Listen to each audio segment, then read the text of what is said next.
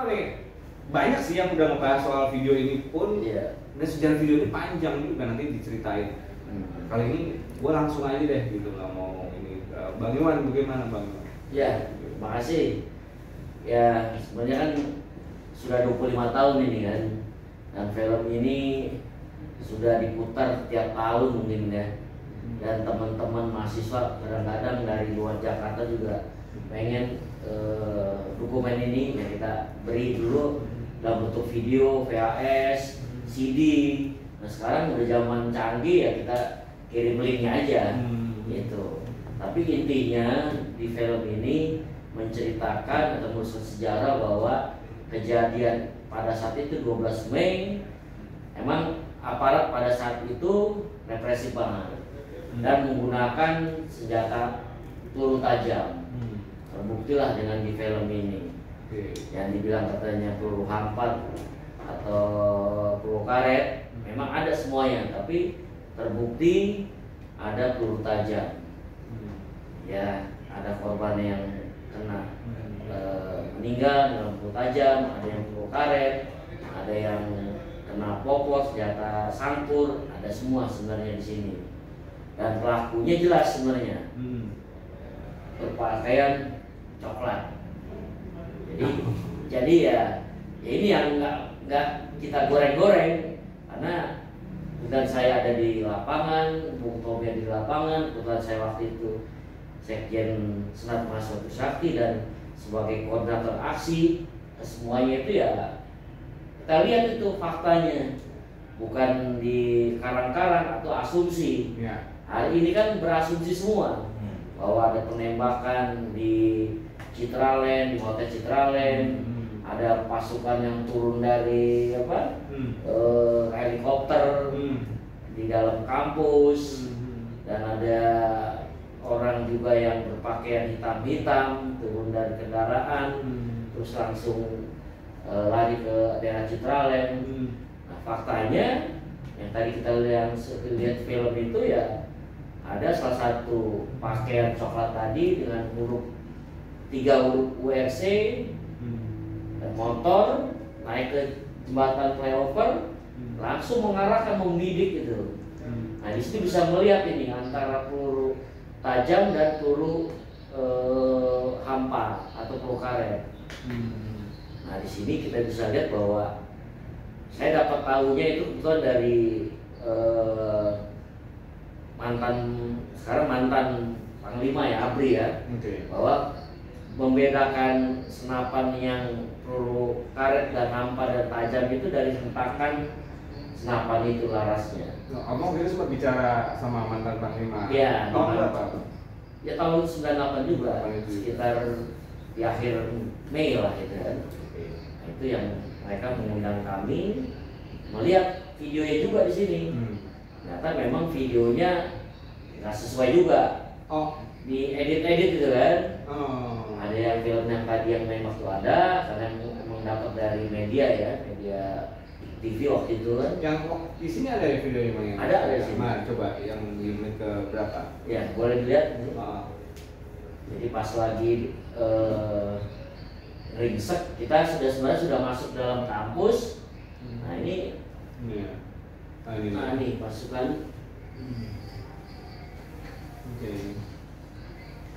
Nah ini emang pada saat korlap kita ini menenangkan massa, karena massa ini maunya ke MPDPR. Nah ini tertahan di depan wali kota, ex wali kota Jakarta Barat. Nah ini situasi yang mimbar bebas di dalam kampus. Ini situasi dalam kampus nih ya. Kampus. Video ini nggak teratur ya. Apa namanya, lompat-lompat ya? Lompat. Nah ini menuju ke. Nah ini ya. Baru keluar kampus mau menuju DPR MPR. Ini bisa tarik lagi. Ini banyak kesaksian-kesaksian memang. Ya.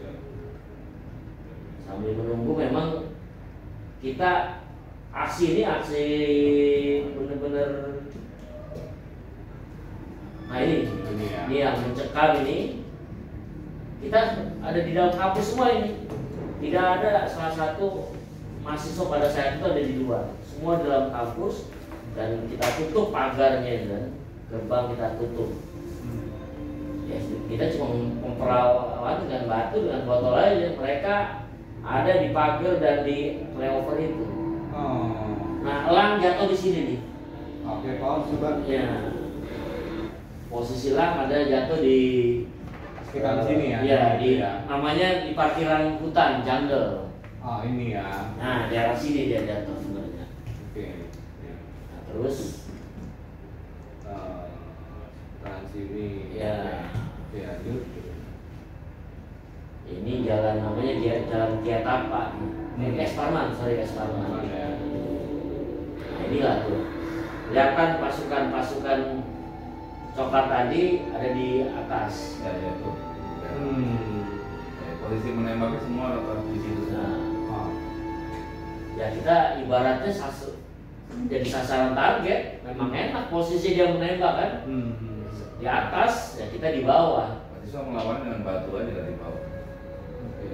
Kita posisi sudah di dalam ya, bukannya di jalanan. Bukan ya. Iya. Oh, Ini jadi ada kelihatan nih di Ini dalam. kelihatan nih ada dari motor WRC unit reaksi cepat yang didatangin dari Kelapa Dua pada saat itu turun langsung dia membidikkan itu kan.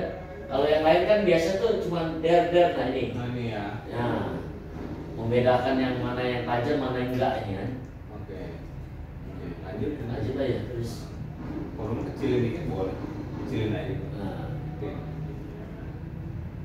Oke. nah ini. Nah, mungkin ini nih. Ya. Nah, langsung Oh. membidik dia tuh. Pause. Nah, ini antara ini dua ini aja, antara ini yang biasa ada yang benar membidik dia tuh. Oh, oke, dari sini Ini nih, ya. sepertinya ini nih, Oke, oke. beliau ini nih. Wah, ada gua tuh. Gak apa-apa, ada Pak. Santai, Pak Ade. Oh, ini kelihatan nih ya, Ya. posisinya ya. Iya. Terus aja terus, kelihatan itu hentakannya. Nah ini biasa kan? Nah ini tuh, dia membidik tuh. Oke. Nah ini juga sama nih, sepertinya. Nah kemarin waktu itu dijelaskan itu tadi dia hentakannya itu sangat keras gitu kan. Kalau yang biasa cuma gitu doang. Ya, ya. Nah, Oke. Ini salah satu kebiadaban aparat, mahasiswa sudah jatuh tetap ditendang aja kepalanya tadi ya. Oke. Nah, kalau biasa begitu tuh, kelihatan kan cuman peluru karet atau hampak tuh kan.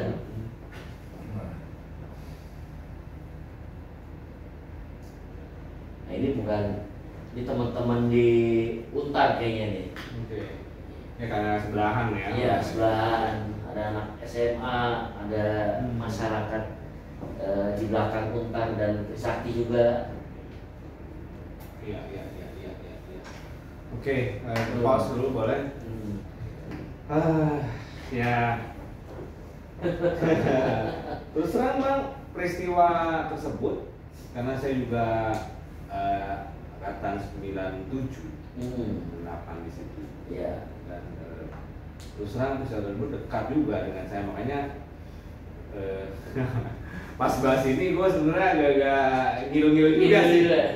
Karena pada saat itu belum ada kan kita bicara sedetail ini gitu kan, bahwa ini, dan saya perlu tahu juga Bang, ternyata video ini pernah dipaparkan juga ya. Pernah, itu mah hampir tiap tahun ini. Trisakti pun hampir tiap tahun memperingatin ini yang kita putar terus supaya mengingat terus ini. Karena tagline kita menolak lupa merawat ingat. Itu supaya kita ingat terus nih, makanya kita putar terus ingat tuh kejadian, tidak bisa dibelok-belokkan lagi tuh cerita. Kemarin saya dengar kan beberapa video sempat di apa namanya berulang di Ya. pernah juga ini jadi bahan untuk pengadilan ya waktu itu ya. oh ya. Ya. Justice ya untuk itu ya, di Ya. Mabes TNI juga sempat ya. Mabes TNI, ya di Mahmil persatu, kedua. Ini waktu itu kan sebenarnya bentuk video belum dikatakan belum digital sekarang. Iya, satu yang kedua bukan sebagai alat bukti. Oh iya ya, undang-undangnya belum. Belum, makanya kan ya bisa ngeles kan. Ya. Dengan sekarang kan orang bisa dengan rekaman, dengan ucapan apa udah bisa kan sebagai alat bukti kan. Ya kan tadi bilang pusat sejarah selama 25 tahun kan ya perubahannya banyak kita. Iya. Dengan kita simpan file ini menguntungkan kita kan. Jadi emang kita punya data, kayak data sekarang kan. Nah pada saat itu waktu bicara di Mabes TNI dalam rangka justice tadi tadi itu apa reaksi respon mereka semua gimana? Ya menyatakan bahwa kita itu turun pada tanggal 12 itu dengan rusuhnya. Rusuh, melakukan pengerusakan lah, bla bla bla bla. Yang kita tarik memang ini memang supaya menyatakan bahwa kita ini memang gerakan mahasiswa yang rusuh kan, memberontak gitu kan. Makanya kita klarifikasi bahwa yang di waktu di Mabes itu ya bukan video kita yang ditampilkan, itu kegiatan yang lain. Gitu. Yang menarik juga Bang Tommy dari bicara gitu Bang. Ada reaksi salah satu petinggi Bang ya. Pada saat itu ya di jajaran TNI dan Polri juga. Gimana Bang bisa cerita soal video ini kejadian ini? Ya apa namanya, video ini ternyata kan jadi apa ya, melahirkan sejarah baru bagi Indonesia dan ini menimbulkan kegelisahan. Ya kayak jadi menimbulkan kegelisahan bagi institusi juga. Itu mereka yang masih terlibat dan terganggu saling melindungi. Saling melindungi itu permasalahannya sebenarnya. Kalau kita mau jujur, ya ungkapin aja apa adanya. Ya jadi kita bisa membuka sejarah itu selebar-lebarnya. Itu saya kira. Jadi jangan dijadikan itu gorengan-gorengan. Ya. Banyak loh sebenarnya tadi melihat itu. Ada sih sebenarnya video nggak tayang juga di sini. Jadi sebenarnya ini film yang diambil yang memang nggak terlalu kekerasan. Saya dapat film itu dari wartawan TV luar negeri banyak.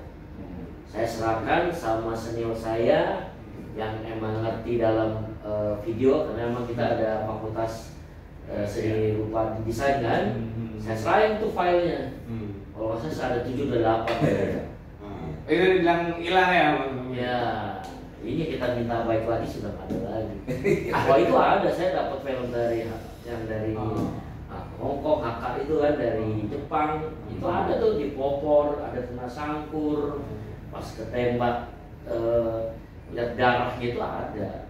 Dan itu semua dilakukan bukan sama yang berwarna hijau. Bukan warna hijau ada.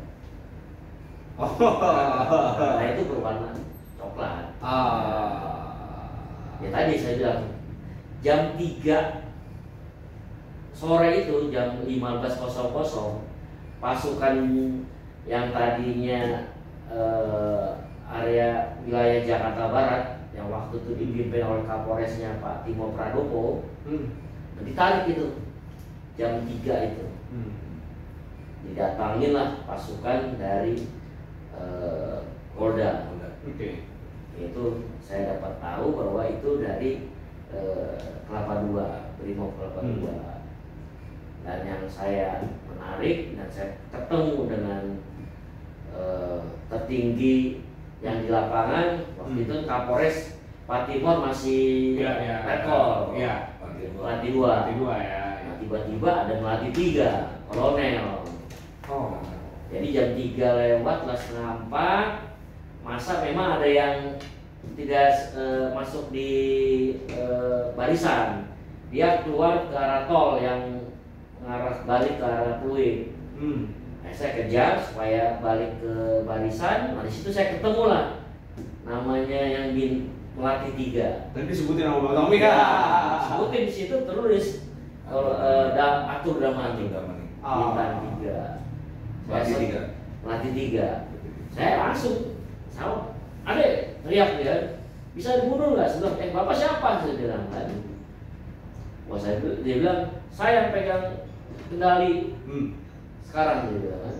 Nah tiba-tiba Pak Timor, Kapolres dan Pak Dandim, waktu itu Pak Dandimnya Pak Amril, datang saya nih, karena emang sudah berdebat saya sama sebelumnya sudah berdebat. Akhirnya di tengah udah, kalau Pak Timor, Mas Wan, sabar saya bilang, ini siapa nih Pak? Saya bilang kan sesuai kesepakatan kita, ya Bapak yang bertanggung jawab. Maaf deh, dia bilang, sekarang kendali sudah diambil sama Polda Metro. Itu saya lihat aku Daman nih. Dia langsung, kalau kalian tidak mundur jam 5, saya akan tembak, saya akan rangsek kalian semua. Wah saya sempat nolot gitu kan. Anak teknik muda dipisahin, ada sekitar 1-2 meter lah. Tarik saya naik. Si kolonel langsung pasang HT. Siap panglima. Kita rangsek nanti. Gitu bahasanya. Saya dengar dengan semar-semar itu kan suaranya. Yang saya dengar ya siap panglima. Nah, kan waktu itu Albi. Kalau Albi kan struktur. Kalau panglima jelas, kalau dia kolonel ya rapornya ya. Kalau panglima apa panglima di polisi atau emang panglima ABRI kan? Itu yang iya. Emang kehadiran si Atu Daman itu menarik, yang menjadi kunci sebenarnya, kunci daripada keserasan ini. Ya, 12 Mei. Jadi hadirnya dia itu merupakan pangkat tertinggi dalam pasukan yang di wilayah itu pada saat itu ya. Ya, karena di atasnya melatih 2 Kapolres dan melatih 2 dari polisi dan tentara. Nah, jadi dia datang kabarnya dengan diturunkan dari helikopter, langsung ke lokasi. Ya, tapi kemudian dia datang dengan seragam lengkap, dan langsung mengambil alih komando. Dia menggerakkan langsung limo, ya kan siap semua. Tarik, jadi diangsek kita tuh suruh balikin lagi. Tadi kan kita sempat melebar ke jalan tol. Nah, kita ditarik lagi, balik lagi ke jalan biasa. Kemudian itu tadi jam 5 kita diancam kalau tidak turun kita akan dirangsek dan ditembaki. Dan itu terjadi gitu. Dan penembakan itu terjadi terus sampai jam 8 ya. Iya. Sampai jam 8 malam. Benar terus. Iya. Padahal sudah jadi korban dan kita semua sudah masuk ke kampus. Kondisi sudah gelap, kita sudah masuk kampus, tapi kenapa terus ditembaki? Nah, karena yang memimpin pasukan itu atau Daman sampai malam. Itu yang menyebabkan evakuasi juga jadi terhambat. Korban-korban itu seandainya evakuasi cepat gitu ya kan mungkin dari 4 itu ada yang bisa terselamatkan ya.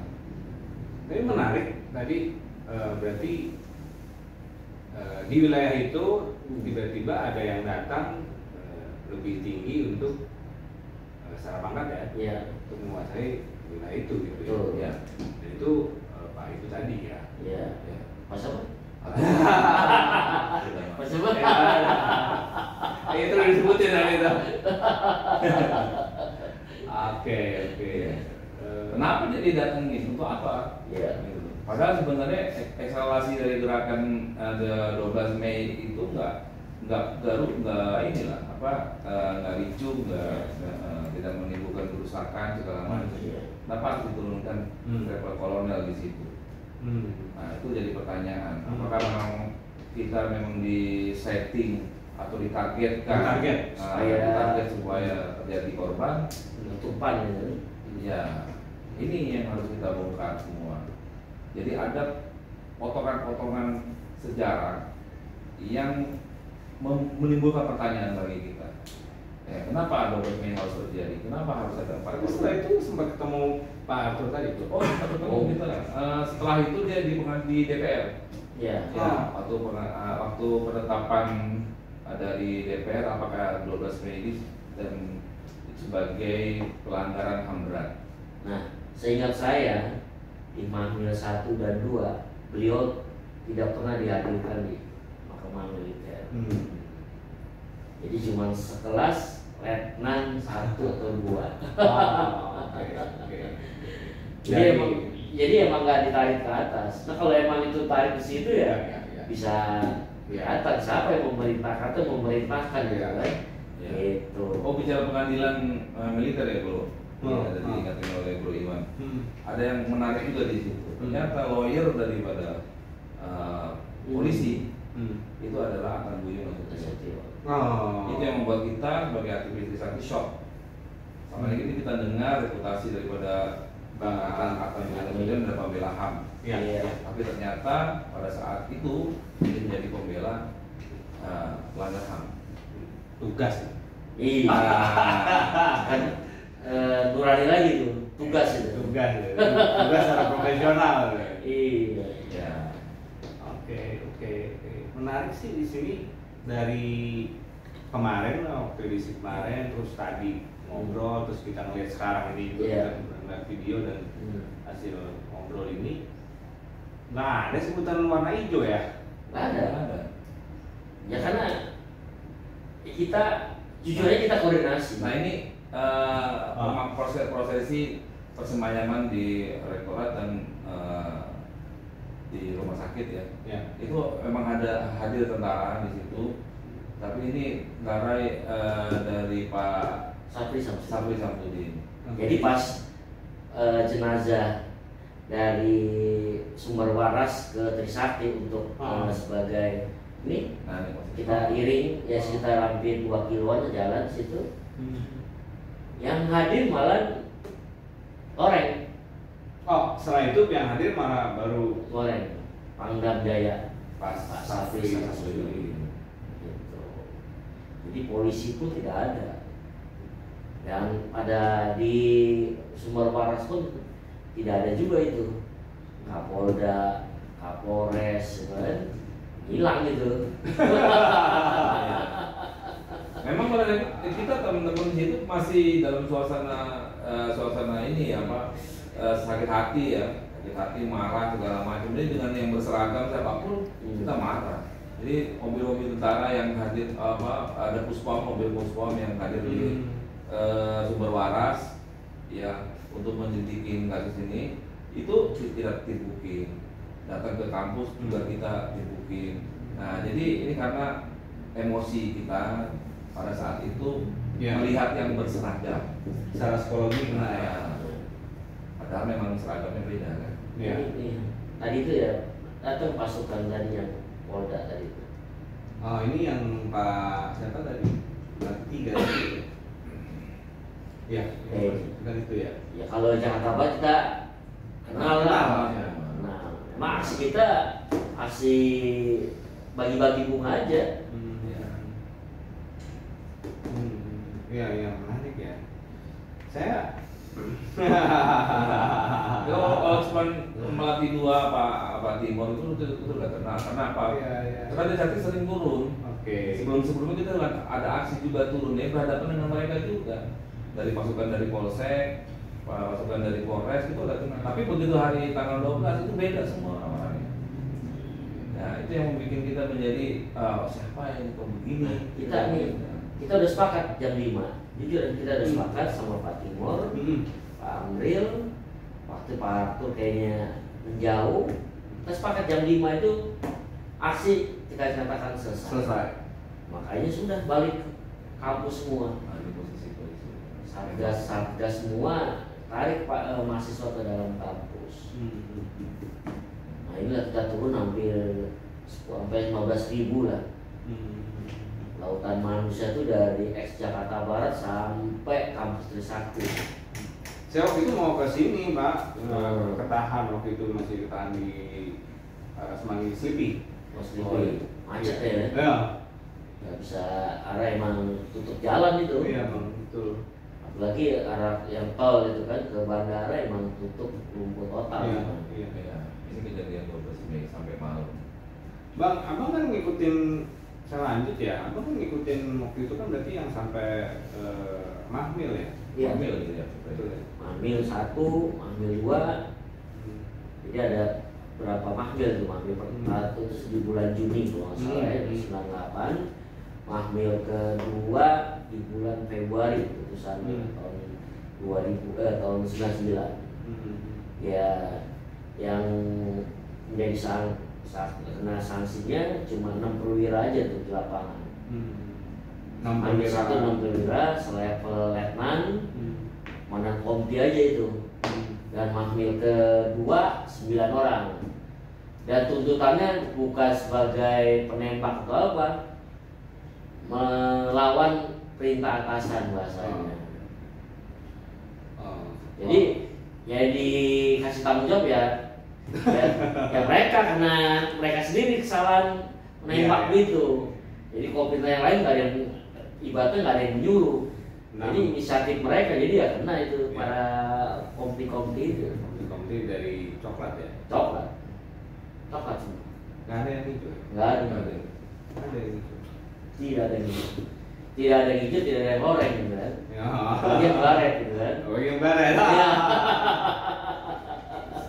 Makanya ini gue pribadi satu ya, keterkejutan gue kemarin kan udah sempat gue nyatakan ya, tiba-tiba Trisakti mendukung 08 gitu kan. Terus kedua gue melihatnya setelah paparan kemarin kita ngobrol dan kita melihat video dan segala macam kemarin, iya kan orang tidak bersalah bisa disetting supaya bersalah. Yang itu aja sih sebenarnya memang gregetannya gue di situ doang. Makanya kalau saya lihat memang sudah dibuat ini. Ya bisa sudah dibuat ya. Tinggal nyari momentum kapan nih ini dimainkan. Kebetulan Trisakti ada agenda 12 Mei 98. Kita agak mundur dikit ya. Jadi sebelum tanggal 12 Mei ini saya dapat info yang suara-suara agak miring gitu kan. Emang bener lu mau ngadain 12 Mei gitu kan? Ya bener, kita udah siap karena kita udah melakukan step by step dari pertama aksi sosial, aksi intelektual. Emang ini aksi yang terakhirnya aksi mimbar bebas dan turun ke jalan. Jadi kita ada beberapa aksi sebenarnya. Yang pertama tuh kita aksi intelektual, kita ngadakan diskusi nih di ruang-ruang tertutup gitu kan. Jadi karena ini kita kaum akademisi, ya kita mainnya di intelektual kan, diskusi.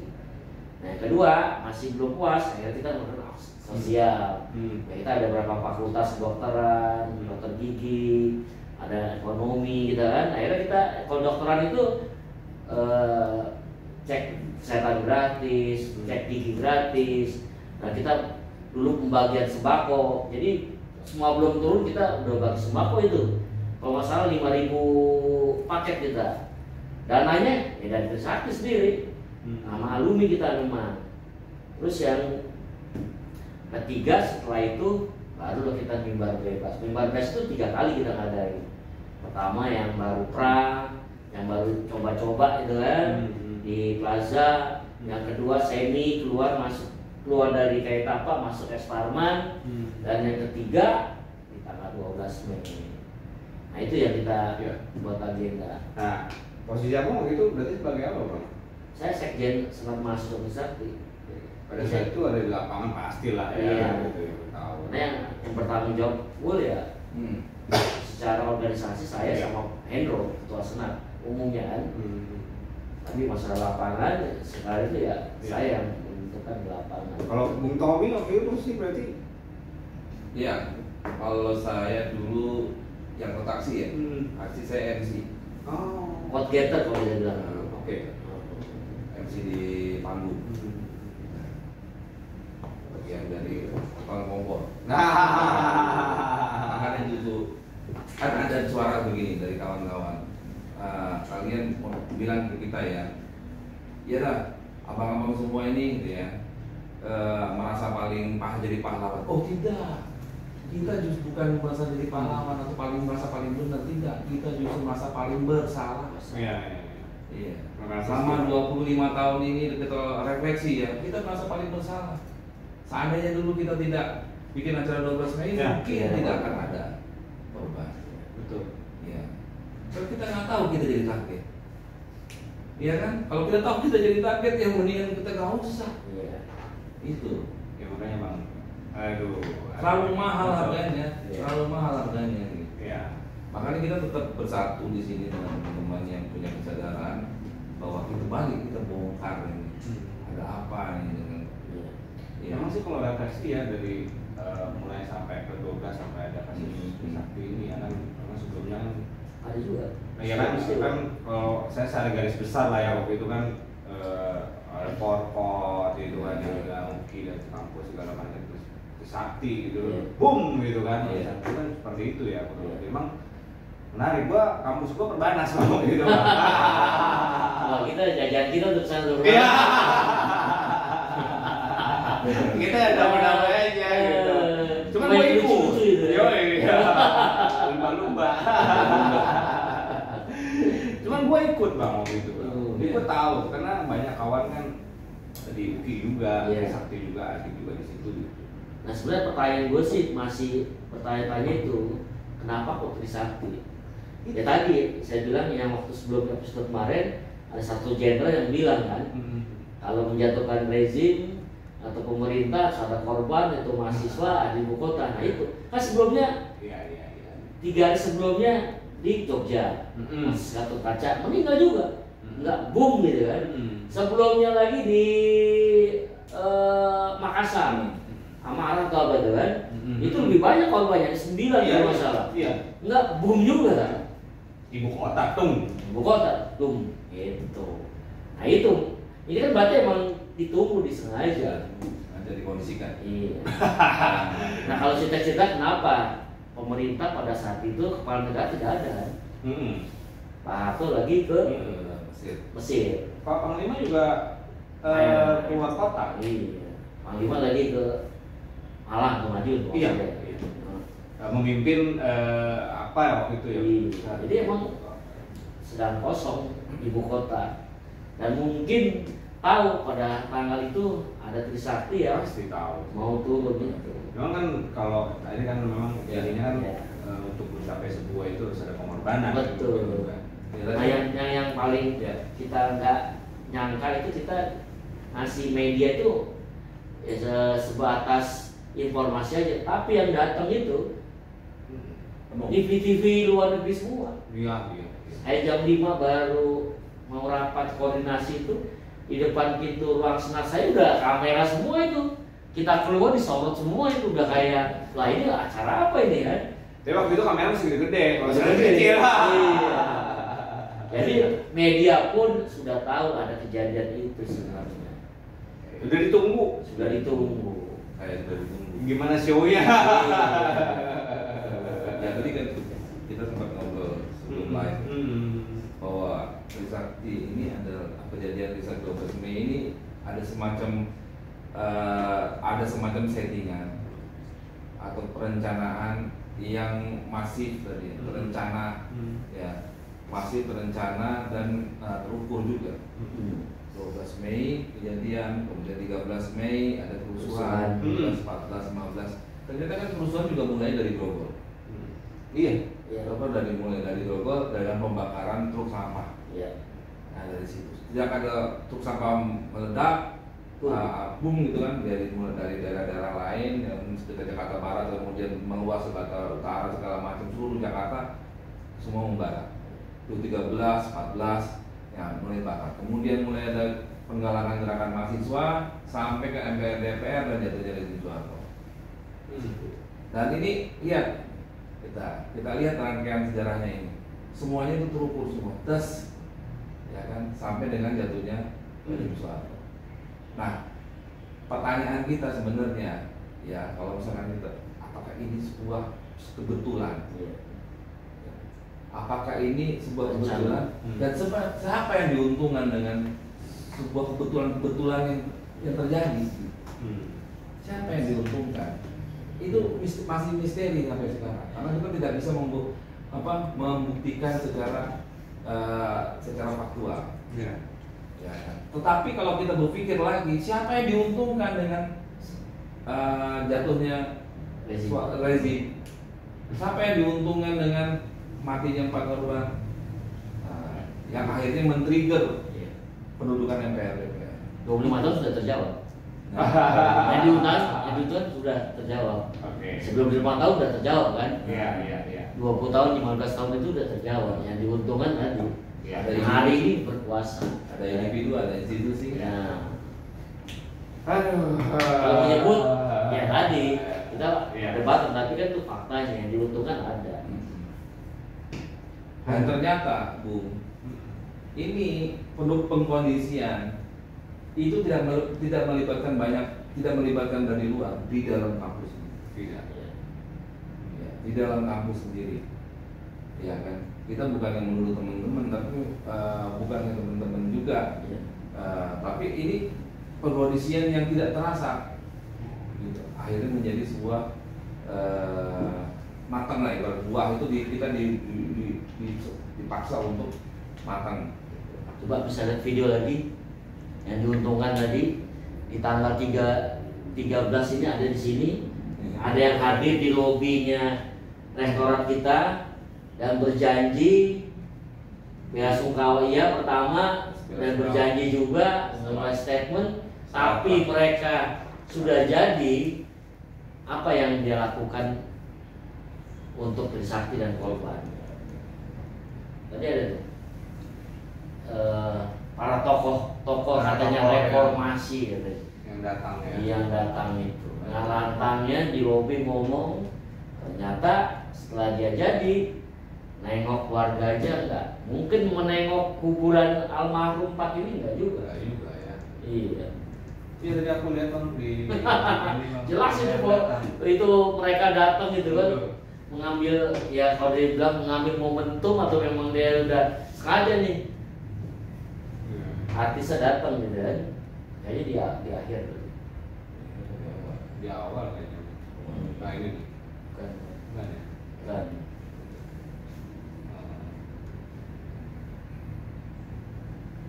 Itu ada tokoh-tokoh namanya dulu namanya Ciganjur ya. Pertemuan Ciganjur tokoh-tokoh itu. Nah itu datang semua itu. Kecuali pelan-pelan almarhum ya, nggak datang almarhum. Karena mungkin saya ya. Karena Ya agak ya kondisi datang ya jadi semua itu dia. Jadi semua yang jadi presiden, jadi ketua satu lembaga tertinggi. Tapi pas dia jadi nggak ada itu kan. Oleh-oleh untuk jadi pahlawan nasional aja Nggak ada. Lucu. ya. Lucu. Mana nih ada nih. Ada. Seperti pidato itu. Pelan-pelan. Ya. Nggak mundur nih. Sambil itu nanti baru. Ya. Nah tadi menarik dengan pertanyaan Bung Tommy. Triggernya tadi itu tanggal 3-14 hari itu setelah 12 terjadi 4 yang meninggal mahasiswa, melanjut kerusuhan tadi 3-14 tadi itu tadi ada kendaraan sampah yang datang dari Roxy arah ke Bluman, persimpangan Grogol itu masih lampu merah bisa lanjut ke Danau kiri kanan itu.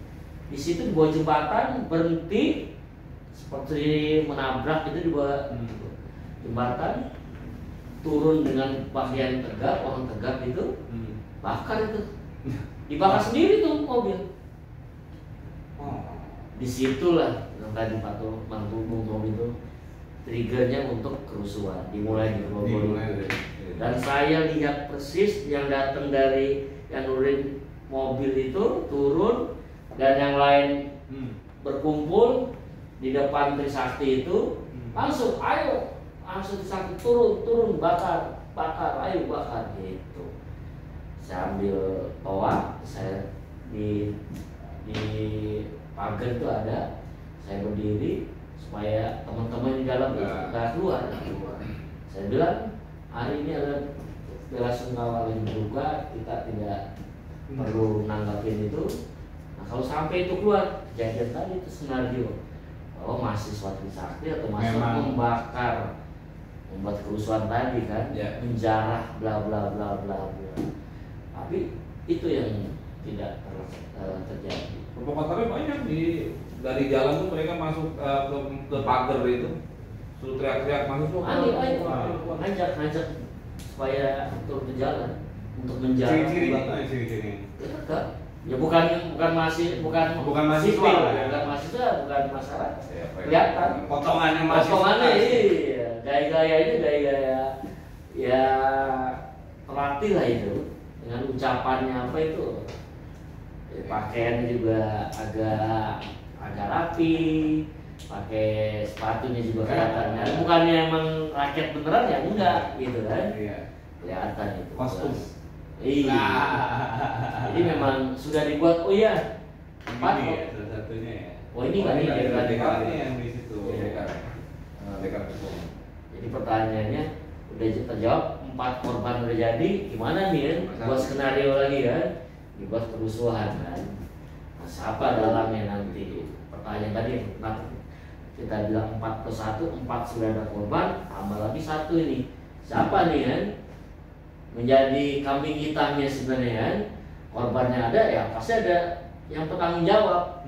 Nah ini yang satu yang menjadi tanggung jawabnya. Betul. Pertanyaan siapa? Ya Prabowo. Karena Prabowo adalah menantunya Pak Soeharto.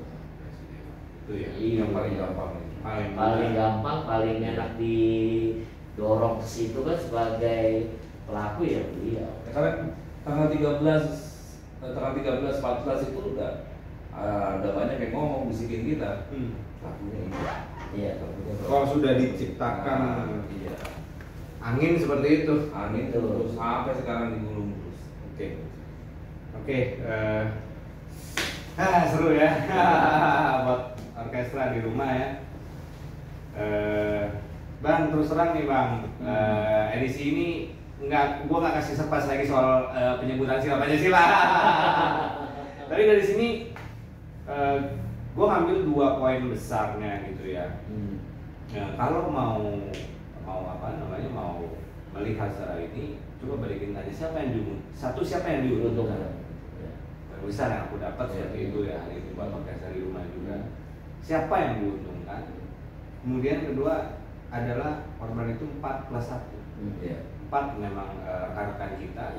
Satunya adalah Pak Prabowo. Memang harus dikorbankan. Betul. Bang, terakhir Bang sebelum menutup Bang ya. Perasaan apa nih sekarang yang Bang aku rasain? Setelah sekian lama ini dan setelah kita bicara ini tentang fakta-fakta ini. Ya, kalau perasaan saya pribadi ini bercampur sebenarnya. Satu, ada kepuasan bahwa negara sudah bertanggung jawab terhadap HAM. Siapa yang salah atau enggak, tapi negara sudah hadir bahwa ada terjadi pelanggaran HAM di Indonesia. Yang kedua, ya masih kelihatan marah gitu kan. Ya pelakunya menikmati dengan adik kami yang meninggal kan. Tapi seolah mereka adalah reformis, tapi padahal mereka adalah pembunuh. Jadi bukan reformis tapi mereka pembunuh. Apapun caranya tapi mereka tidak sesuai dengan kata ini demokrasi atau apa. Demokrasi bukan arti kata ada nyawa yang hilang. Bang Tommy, singkat dong. Penasaran? Masih penasaran. Oke. Penasarannya kenapa? Saya masih penasaran. Ya, kenapa teman-teman saya mati dengan belum diketahui sama pelakunya. Siapa yang dan nggak mau diungkap lah gitu ya. Siapa yang mendesainnya? Siapa yang bertanggung jawab? Siapa yang diuntungkan dengan kematian dari teman-teman saya? Jadi penasaran. Jadi Pak Prabowo, kita sama-sama bicara dengan Pak Prabowo ya. Pak Prabowo nggak usah worry, kita semua dari tangan Pak Prabowo soal isu tersebut pun kita siap Bang ya. Boleh pesan untuk Prabowo? Boleh. Jadi kami mungkin dari Sivitas Akademi Trisakti bahwa kita berharap Pak Prabowo menjadi presiden 2024-2029. Kita berharap bahwa 4 ini menjadi pahlawan nasional. Dan kalau memang Pak Program berani ungkap siapa pelaku sebenarnya, jangan Bapak menjadi korban yang tiap tahun digoreng sebagai pelanggaran HAM berat. Itu aja Pak. Oke. Jas merah jangan sekali-sekali merupakan sejarah.